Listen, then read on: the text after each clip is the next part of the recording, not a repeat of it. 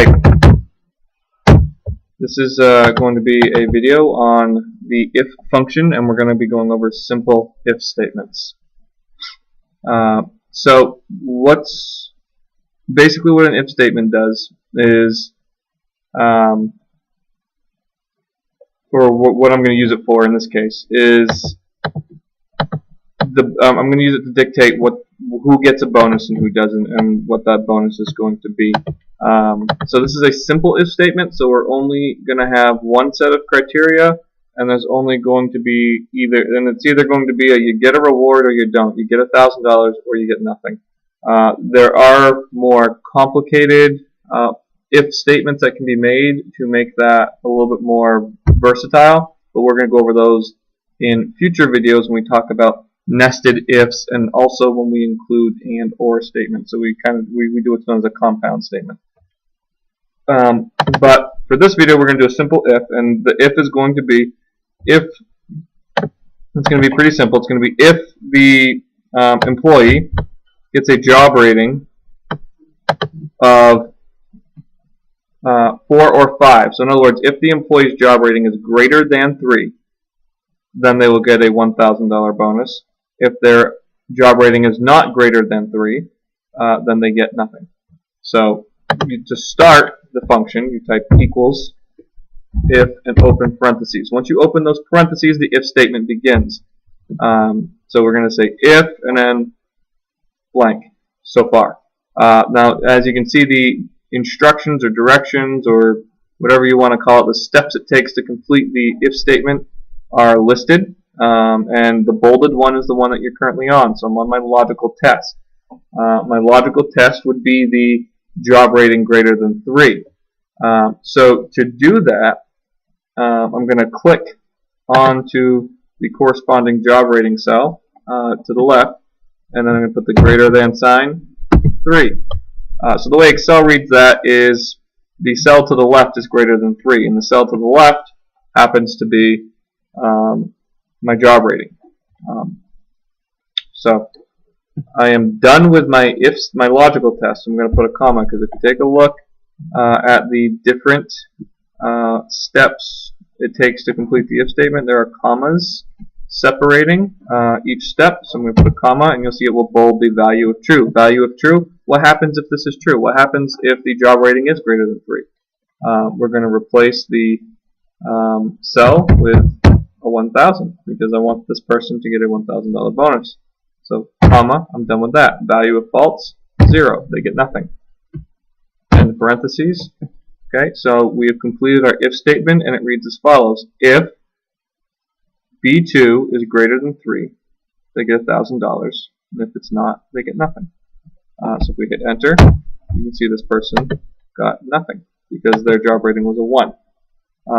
So you can double click this little box. If there's data to the left, and then this little black box in the bottom corner, you can double click it, and it will autofill or auto copy this formula all the way down until there's no longer any data to its left. That, or you can just click and drag. That works as well. But since I do have data to the left, I'm just going to double click it, and it will auto copy and paste, and you can check to see if your formula was input correctly. If it's working correctly, this person has a 4, they get 1,000. This person got a 3, they got nothing, which is correct, because remember they had to get a job rating greater than 3. So this person got a 2, so they have nothing, 4, 1,000, etc. You get the point. Something else real quick to go over before we end this video is when you're doing your logical test, there are several different symbols that you can use. So we use the greater than symbol, which looks like this. There's the less than symbol. There's the equal symbol. There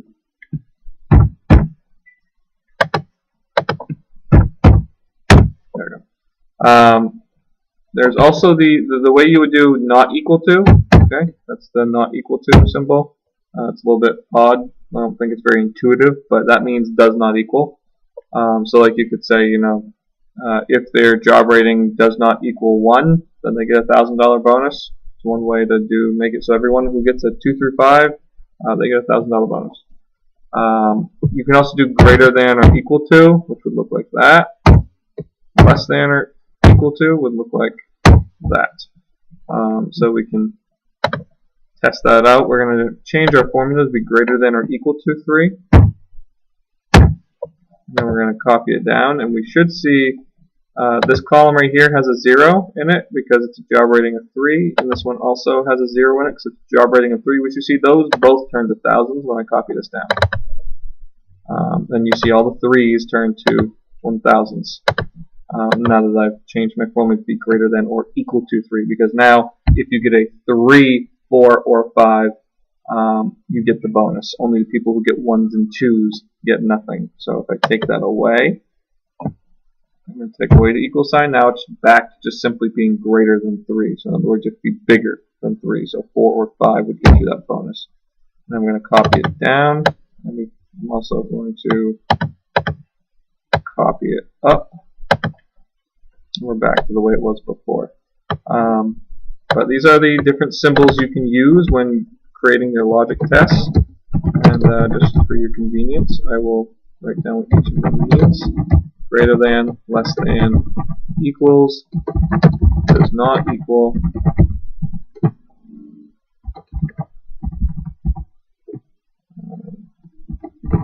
greater than or equal to, less than or equal to.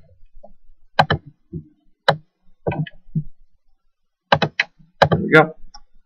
So that's really it on simple if statements. The next video will be on nested if statements, and then I'll have a third video on compound if statements that basically include multiple functions. So we'll be using the if and the if function, the and function, and the or function all in one.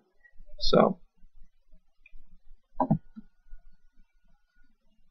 And that will end my video. Thank you for watching. If you have any questions, let me know. Email me.